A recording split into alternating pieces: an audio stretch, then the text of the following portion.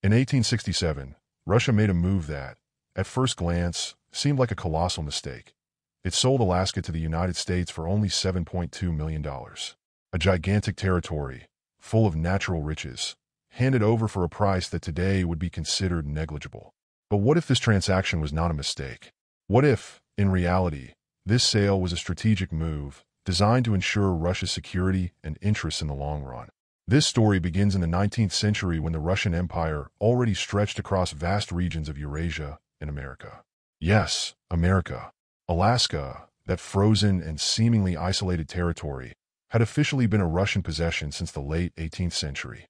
But maintaining this domain was a difficult and costly task. The distance between Alaska and Russia's capital, St. Petersburg, was enormous. The territory was hard to defend and practically impossible to colonize in a significant way.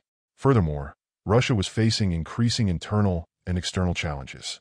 Wars, financial difficulties, and the growing rivalry with the British Empire made Alaska a thorn in the side of Tsar Alexander II. To understand Russia's motivation for selling Alaska, it is necessary to look at the geopolitical chessboard of the time. Crimea had been the stage for a bloody war between Russia and a coalition led by the United Kingdom, France, and the Ottoman Empire. Russia's defeat in the Crimean War, 1853 to 1856, left the empire weakened both economically and militarily. Keeping Alaska under control would require investments that Russia simply could not afford. Additionally, there was a real fear that the British, who dominated Canada, might simply seize the territory by force in a future war. Without a significant military presence in the region, Russia knew that if a conflict arose, it would have no means to defend Alaska, and losing the territory without any financial compensation would be an even greater humiliation. That's when the solution emerged: selling Alaska to the United States. At the time, the Americans were in full territorial expansion. They had just emerged from the Civil War and saw the purchase of Alaska as a strategic opportunity to increase their influence in the Pacific and secure new natural resources. For the Russians, the sale meant avoiding a British takeover of the territory while simultaneously strengthening the United States, a country that, at that time, was not yet a direct rival of Russia.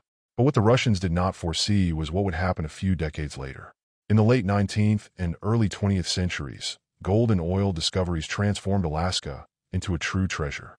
The territory, which once seemed like a frozen and worthless land, became a key piece in the economy and security of the United States. During World War II and the Cold War, Alaska's proximity to the Soviet Union made it a strategically crucial point for American defense. So, was it a mistake for Russia to sell Alaska? From a historical perspective, it might seem so, but in the context of the 19th century, it was a rational and strategic decision.